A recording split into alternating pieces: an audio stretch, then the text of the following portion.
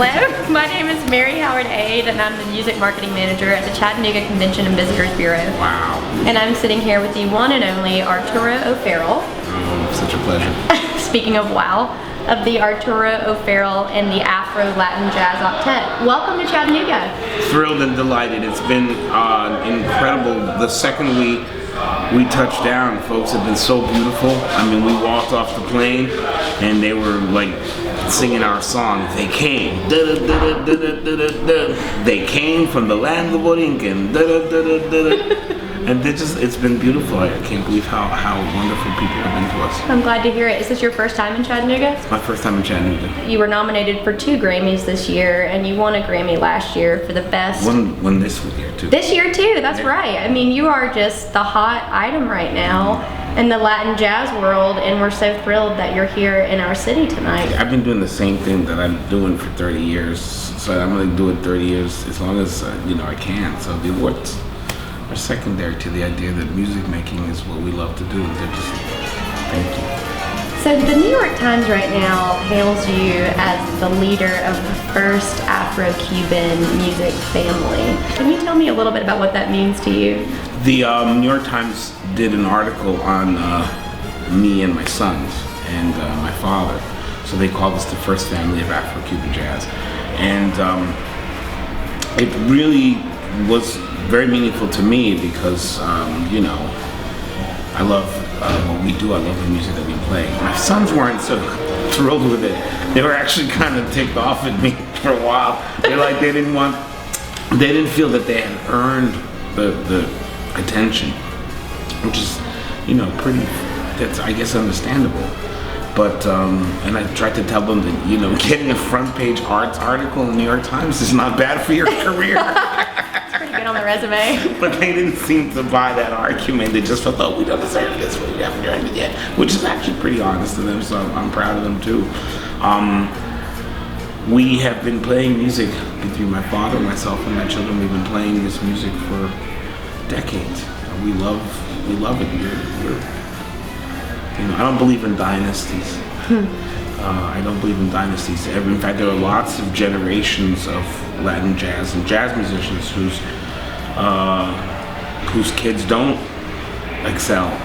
And but I think that if you're honest and true to what you do, no matter who your daddy is, right, you will be acknowledged for your gifts. Right. Well, speaking of your father, Chico O'Farrell, I mean, he is one of the great late composers of Latin jazz, and I mean, would you say that he was the biggest influence in your life? Not musically. In fact, I really spent many years trying to get away from Latin music and his shadow. But the thing that my father really represented to me was the kind of adventurous, yearning, wandering spirit, because he'd never coasted. My father was he was kind of annoying in the sense that he insisted, not annoying, that was the wrong word, but he was very adamant that every opportunity he could to write forward-looking progressive music he took. Right. He didn't really rest on his laurels, and I find that really intoxicating. It's a little bit like artistic ADHD. I get bored really fast artistically, so I guess I inherited these tendencies that he did. You've dabbled in hip hop before, haven't you?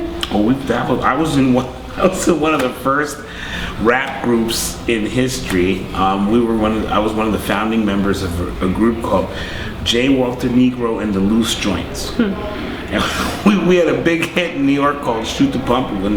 It was a big hit in London, and it was really among the Run DMC, early Blondie crowd. It was really like one of the pioneering works of rap. I really love hip hop and rap, and I really love Kendrick and Lupe Fiasco. I love that music. I think it's amazing music. I don't know what is up with my jazz brethren who rail against it. They're probably threatened by I don't know. I don't care, because I think it's brilliant musically. I think it's brilliant socially. I think it's brilliant politically. Yeah. I'm so proud of the work that's being done in that field. Right. And sometimes it makes me angry that in jazz we've gone out of our way to insist that it's not really, in my opinion, it's the natural evolution of jazz.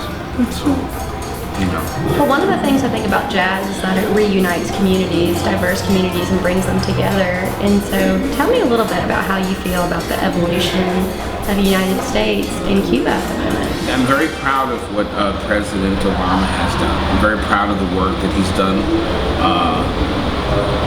I'm very proud of President Castro for working with President Obama to create this moment. I'm really looking forward to the day when Cuban music is not seen as or Latin jazz or Afro-Cuban jazz is not seen as a subset of or a branch off the tree of jazz. The point of fact, in the beginning stages of jazz,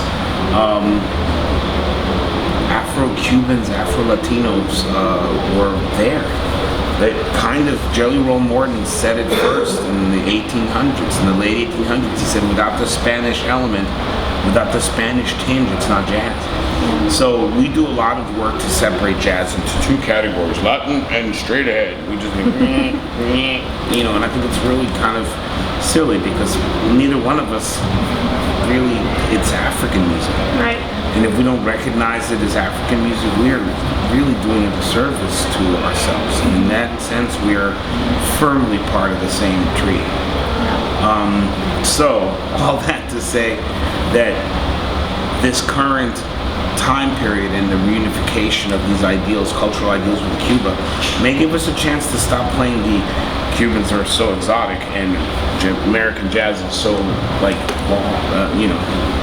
pedestal. Right. We might actually get to look at one another as equals and try to really find out where the future of this music is going. Because I think that Dizzy Gillespie spoke about that. He said that it was neither Latin nor jazz, just universal music, and that was the key to its future. Right. Well, one of the things that I think I appreciate about the Jazzanooga Music Festival is that it's not just about bringing jazz to Chattanooga, it's about bringing jazz back. That's what we like to say, because we have such a strong jazz music heritage here between Bessie Smith, Yusef Lateef, Lovey Austin. We lost Yusef this year, didn't we? Horrifying.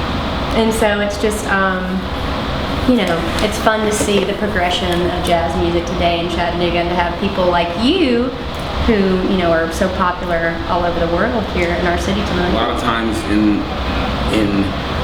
the current time period, jazz is seen as some sort of elite institutional sport that's either for the educational or performance art institutions, and it's not. I mean, to me, jazz is pueblo, jazz is community, jazz is folks. Just doing what we do best. I mean, getting through the horrors of some of our income inequality, some of the pervasive institutionalized income inequality that exists in this country. I mean, this is what jazz is. Jazz is survival making, not just survival, but making incredible beauty and incredible grace out of difficult times. That's what I think communities do. Right. Well, and one other thing that you do really well is education. In Jazzanooga here, I mean, they are bringing the community together not only through music events, but education as well. And I know that you can relate to that. I am very proud of the jazz education work that we do.